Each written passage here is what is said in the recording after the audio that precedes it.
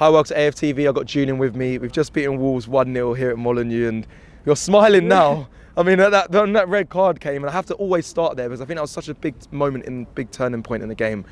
You weren't so happy when you saw that red card? I was absolutely shocked. Yeah. I mean, for me, I think someone said to me when he tripped him that was a brilliant yellow to take. Yeah. And although I would never condone cheating in any way, if I was to be that way inclined of not wanting to play the game in the spirit that it should be played in, I would have also commended Lewis Skelly on a rather intelligent yellow card. So if you was in that position and you was him as a player, would you say you would have probably done the same? Probably I would have been in a better position, so I'd have nicked the ball and not had to make the foul. Sorry. But if I was caught out by my fellow players, because that's the other thing I think we're forgetting, is that he was put in a situation where, and no one's mentioned that. That's true. That's true. I believe it was Arsenal's corner, and we just totally messed it up. And I think we've got to look at the time up to the point of the sending off where we really didn't look that impressive. Apart from the Havertz goal, which apparently wasn't because the sun was in my eyes at the beginning. No, it wasn't. It didn't go in, Julian. It missed the goal. Well, it was an optical illusion from where I was sitting. But then when I realised I was the only one cheering, you're the only one stood up screaming. Yeah. Then I realised it wasn't a goal. So other than that, I don't really think we had that many chances, and Wolves were actually looking the more dangerous. And there was one chance, I think they crossed it in, and the guy took a volley from just within inside the area where he should have really scored. Yeah. So I think that our play up to that point was pretty sloppy. We didn't deserve to be in the lead, and they put Miles Skelly in a position where he had to make that yellow card. But that happens week in, week out, though. That's why I hear what you're saying. You want to talk about the before and why I was in that position, but week in, week out, we see players do them a pull of a hair, a pull of a shirt, a little trick, because he's so deep into his own half that it really it's never a red. Yeah, so he shouldn't have done that for a start. It was a foul, and you shouldn't go out. Well, you're saying he shouldn't have? No, he should. No, he shouldn't have made. Look, he shouldn't have made foul. It was a definite foul. It was a definite yellow card. For me, it was never a red. What's it? Red. R-E-D. Doing so well up to that point. It was R-E-D. It was never a red card. Yeah.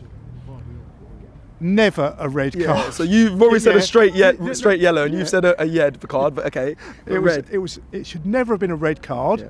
However, I was pretty livid at the time. Yeah. I was very upset by it. Everything that Lee said, I wouldn't quite use the same language as Lee. I'd like to think I'm a little bit more eloquent in the way that I would describe Michael Oliver. So how would you have spoken to him after the game? I would have probably used the same expressions as Lee, because I can't think of anything better now. But so when I was a kid, my mum used to wash my mouth out with soap if I ever swore. So I'd probably just be silent and let him know with silence what I thought about him. However, the gentleman next to me, who was he's on the FA panel, isn't he? Yeah. What exactly does he do? Something to do with the jury. When after games, referees obviously be assessed. He's at times on the board for that. Yeah, and he explained to me the reasons why it wouldn't be overturned. And the more he spoke to me, he wasn't making sense because it's not a red card, but what he was saying, it was justified in my opinion. Yeah, it was. Now, I find it quite difficult to elaborate exactly what he said, but the crux of it was that because he didn't go for the ball, it was quite obvious that he had no intention of playing the ball. That makes it a more serious foul. Now, I wouldn't agree with that, but that would be the justification for not overturning it. Correct. And let me go a bit further on that.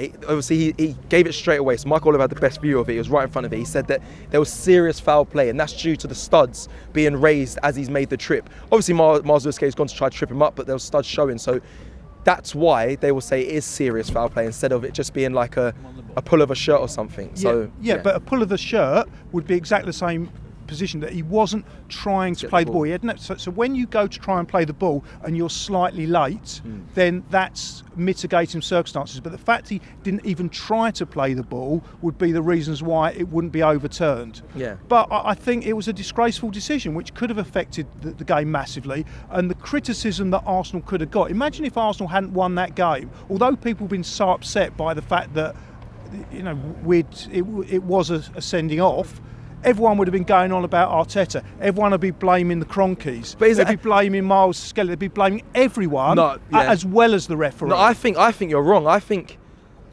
fans would be frustrated at Arsenal if we lost that game. But right, is that not justified? Because I think Lee was spot on. I kind of think I agree as well that was the turning point of the game for Arsenal to kick on, was the red card. If we lost the game after that red card, I wouldn't be saying the red card is the excuse why we lost that game. We should be beating Wolves 10 men or not. Yeah, but you look at the games we've lost up to now, and we haven't won. Yeah. Look at the sendings off.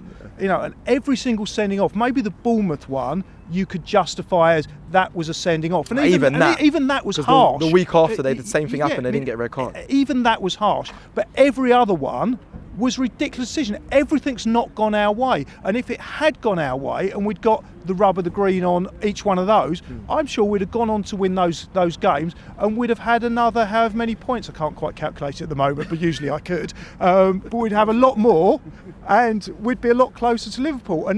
But everyone's still blaming Arteta, the Cronkies, and the team, whereas I would blame the referees primarily for us going down to 10 minutes. It's got to be harder to win a game with one player less. Yeah, they won't be blaming them today, but because we obviously won the game. But I think it's justified because I said, like, at that red card moment is when I think the game changed and Arsenal went on to put a better performance in and win that game. If we had 10 men or not, we should have won the game regardless. If it was 10 or 11 against Wolves, even before that red card, though, we weren't playing great. We weren't playing great before.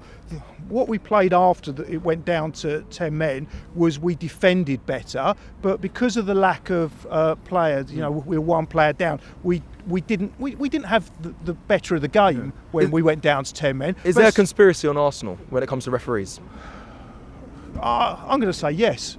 From what I've seen this season, I know it's a ridiculous thing to say, but I think if you judge it on the 4 sendings off that I've seen this season, and purely on that, and I've not watched football any other time in my life, if I've started watching Arsenal this season and seen those 4 sending off, I'd say every one of those 4, one would be debatable, the other 3 are absolutely outrageous. So you could say I don't believe in conspiracies, but if I was just looking at that, I'd say I'd agree with it. I wouldn't be able to argue it. Okay, what would you put it down to, Julian? What would you put that down to? Do you think it's down to, because I think some people say that some referees don't really like Mikel Arteta at times. I've heard things like that because he's got away with a few things. Sometimes the way he speaks to referees. What do you think it's down to? Do you think it's just because Ty would say it's an Arsenal thing, it's been happening for years, but you make a good point. If you look at the games this season, you see the 4 red cards, you'd think that seems odd, seems peculiar. It's